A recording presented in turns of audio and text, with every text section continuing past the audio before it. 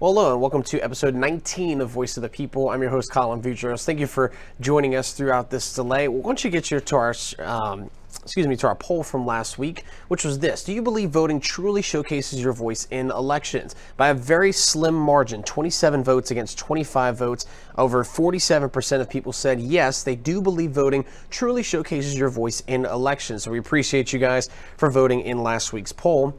Now to our special guest this week, it is Chenyville Mayor Derrick Johnson. Now, he was first elected in 2013 and since then has also taken on the role as Assistant District Attorney for the Rapides Parish District Attorney's Office. So we talk a little bit about that and some other past things, including his membership as the Louisiana Municipal Association President. So without further ado, here's episode 19 of Voice of the People.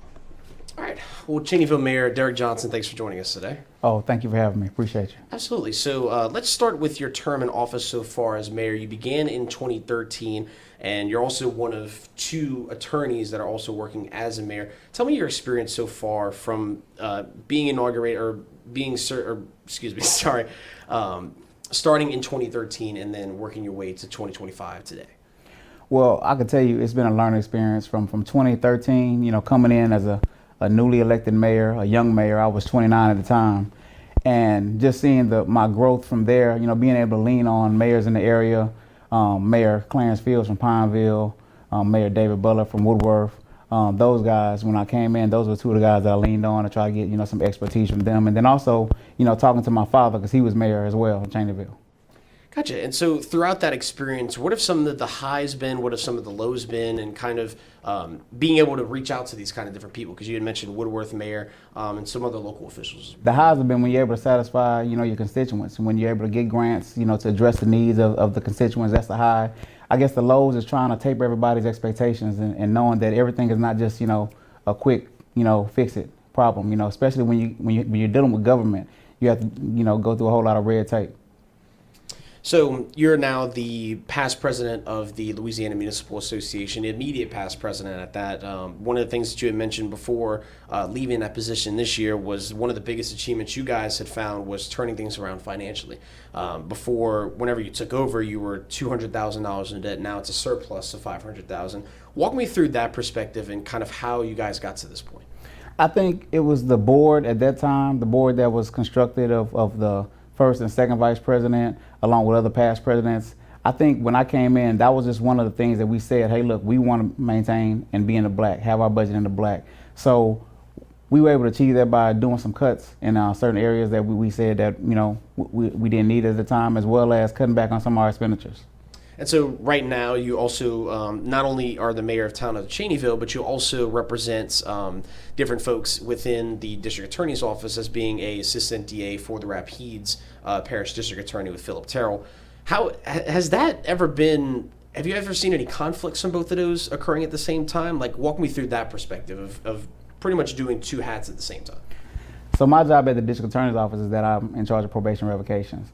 So basically, when someone's put on probation and their probation officer feels that they violate their probation, they do a petition to revoke their probation. So with that, we go before the judge and we go through all the facts and figure out whether or not that person violated their probation. So I don't see that as too much of a conflict. I'm just happy to serve in that capacity, to be able to serve the Rapides Parish in that capacity as well. What are some of the parallels that you see as you become an ADA as well as serving as the mayor of Cheneyville? Are there any parallels with that?